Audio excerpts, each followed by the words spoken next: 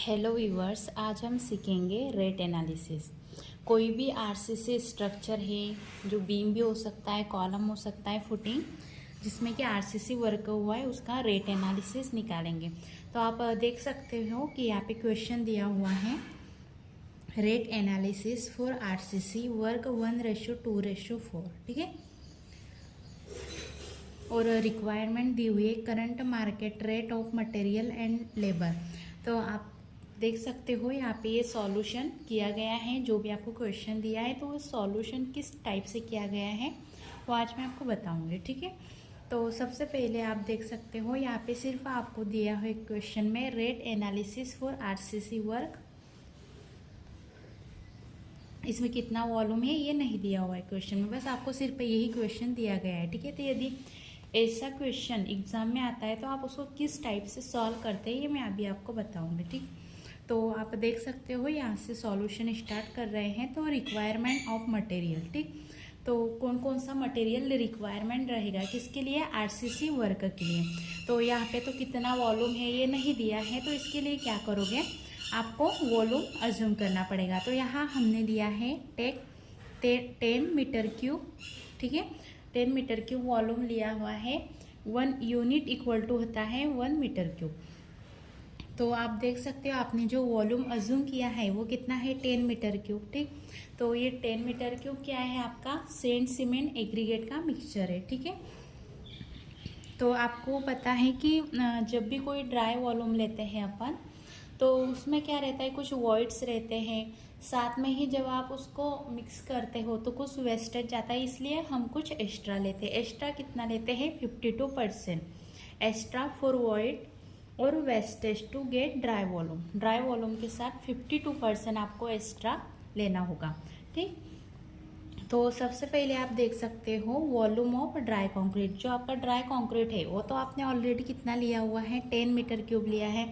उसी तरह से आप यहाँ पे 10 लिखते हो और आपको साथ में क्या लेना है, एक्स्ट्रा लेना है, कितना, 52%। ठीक है, तो यहाँ पे आप वॉइड्स वेस्टेज के लिए 1.52 करोगे तो आपका जो टोटल वॉल्यूम निकलेगा वो कितना होगा, 15.2 मीटर क्यूब। उसी तरह से फिर आप आपका जो भी मटेरियल आपने यूज़ किया है, मटेरियल क्या यूज़ किया है उसमें, सीमेंट, सैंड और एग्रीगेट। तो सबसे पहले आपको निकालना है सीमेंट की क्वांटिटी।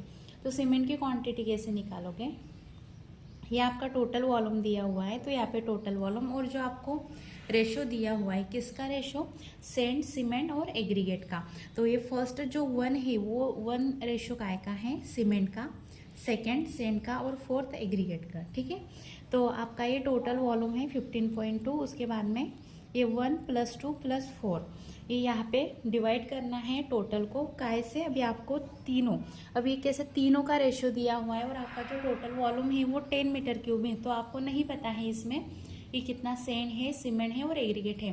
तो इसके लिए कितनी मटेरियल की रिक्वायरमेंट, तीनों मटेरियल की, वो आपको सेपरेट निकालना है। ठीक, तो ये आपका total volume divide by 1 part of cement, 2 part of sand and 4th part of aggregate.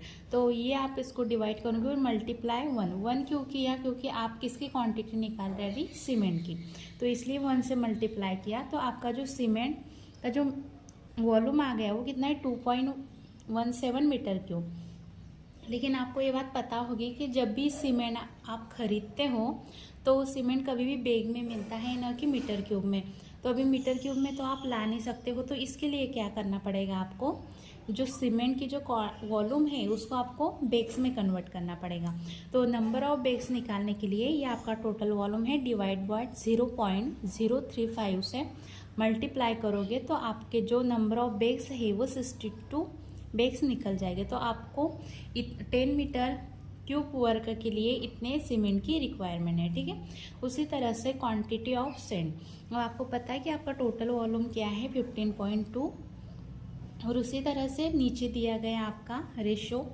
उसके बाद डिवाइड बाय इनटू मल्टीप्लाई करना है आपको किसका, 2 का। 2 का क्यों करना है, क्योंकि आपका जो सैंड का जो रेशो दिया हुआ है वो कितना है, 2 है, इसलिए आपको 2 से मल्टीप्लाई करना है। तो ये आपकी सैंड की क्वांटिटी आ जाएंगे। तो सैंड हमेशा मीटर क्यूब में ही होती है तो आपको उसको मीटर क्यूब में ही रहने देना है।